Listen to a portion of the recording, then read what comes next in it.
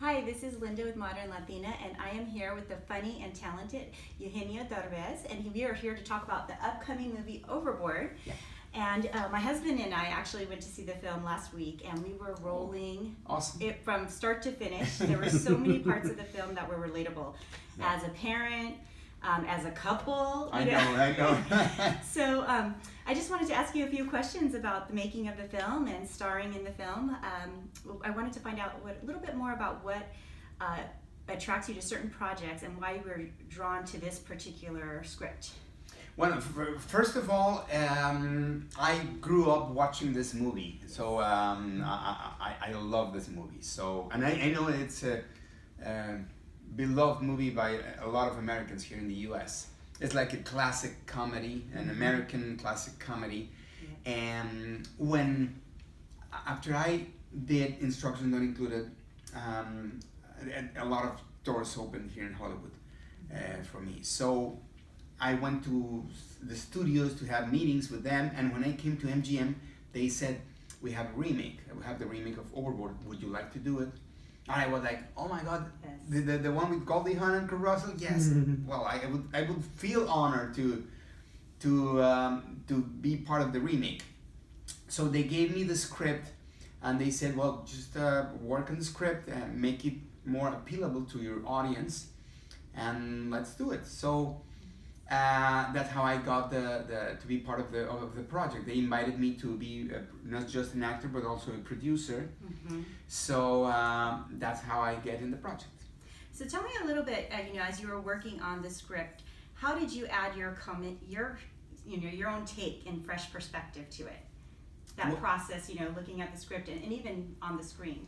Well, I one of the things I did to make it more my style was switching the roles. We decided to do that because, first of all, because that way you avoid direct comparisons with Goldie Hawn or Kurt Russell, and second, because I wanted to break stereotypes. Mm-hmm. Usually the Latino always plays the poor guy, the carpenter, the gardener, and this time I wanted to change that and show that Latinos were more than that. Mm-hmm. And for example, we have Carlos Slim. He's the third richest man in the world, or something like that. So, and not a lot of people is aware of that. So I wanted to show different kind of levels that we have. We have the construction workers, like we see in the movie, yeah. But we also have a lot of billionaires in Latin America. And I wanted to show that esa gama de, how do you say that? All this. The range. The range, exactly. Yeah. And of course, it was an opportunity to bring all my friends, very talented friends like Omar Chaparro, Adrián Uribe, Jesus Ochoa. We have an amazing cast here. Yes. In this movie of Mexican actors. It's like having in a movie here, it's like for the Anglos, it's like having in the same movie Will Ferrell, Adam Sandler, Ben Stiller in the same movie. So for me it's an honor to be the one who's putting together all this amazing Latin cast. Well, you can tell you're having a lot of fun in the movie because that is felt from the audience too. You can feel it, right? Yes, yeah, definitely. I know. You're almost like part of the group. Yeah. You're laughing along with the jokes that you guys have, with the group. I know. So your particular role as Leo, you actually have a sense of duality because you have the different perspectives at the beginning of the film, and then later you have a different perspective. Yeah. And so your character actually goes through a growth and realization period. And I just wanted to talk to you about, what was your favorite part about playing that duality of that character? Honestly, I enjoyed a lot when I was playing the Leonardo Montaño, the billionaire. Because my husband enjoyed that one too. I tell you, he was like, oh. I know. The life everyone, right, wants and exactly. dreams of. First of all, because it's like the kind of life everyone wants. Yep. And but on one side, but on the other side, I'm the opposite of that guy. So I like to play something different, and I enjoy being a jerk. I was laughing a lot. I was like always saying to Anna, "I'm sorry to be like that." And she was like, "No, it's okay. It's part of playing a role." But I enjoy being someone that I'm not. So I like that, and also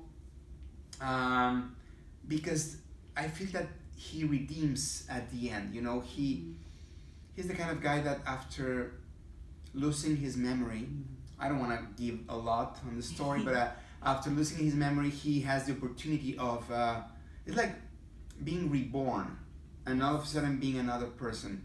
And this guy realizes that there's another kind of life, another kind of feelings, another world that he doesn't know. And it's the family, the love. He was used to having everything but love, everything in the world but real love. Probably all these people he was surrounded by, they were just interested in his money, in his yacht, in whatever, but not in him as a person. So I think he discovers that sometimes there are more important things than just the money. And that's part of the lesson that we learn in this movie. Yes, and I can tell you I was choking up on certain parts, and I'm not going to give it away. Everyone will have to go out and see it. But definitely about the family and love, and you know, the three girls who are the daughters. I mean, I was just like, oh, like very moving parts. Yeah, it's very touching. It is. I wanted to switch gears and just ask you a question regarding being a producer of the film, and I just wanted to understand from your point of view the importance of having films that star Latinos and Latinas in leading roles and sharing our stories on the big screen, and why it's important. Well, it's important because every time I hear they talk about diversity, I feel that still they're not getting the picture here. We're talking about Hollywood. Hollywood is like the top market in the world. Cinema-wise, I mean, talking about movies, this is the top number one place to be. So why not tell stories about the entire world? I mean, why we've been consuming in Latin America forever Hollywood movies about American guys with American actors, American directors, about American stories. Everything's American, and we love Hollywood movies. Why Hollywood is not open to hear stories about Latinos or about Afro-Americans or about Chinese people, or Asians, whatever. We need to be more open to hear stories from different parts of the world. And I'm sure they will love them. There's the best example is all the movies that Guillermo del Toro, Alfonso Cuarón, and González Iñárritu have done. They have done many movies that could be probably Mexican or not, but they are Mexicans, and it's a different kind of feeling, it's a different kind of cinema, and that's why they're loving it, because it's a different taste. Right. So we need to be open to all that, and that's why important to hear different voices, especially Latino voices, because right now we're more than 55 million people, Latinos in this country, and it's important to have an opinion and to have a voice, especially in this administration. Right. No, I couldn't agree more. And so I thank you, for being a producer behind this film. And I just, I don't have any other questions. I just want to make sure that the Modern Latina readers go out and see this film, which opens on May 4th. May 4th is, I want to address that it's a movie for the entire family. Yes.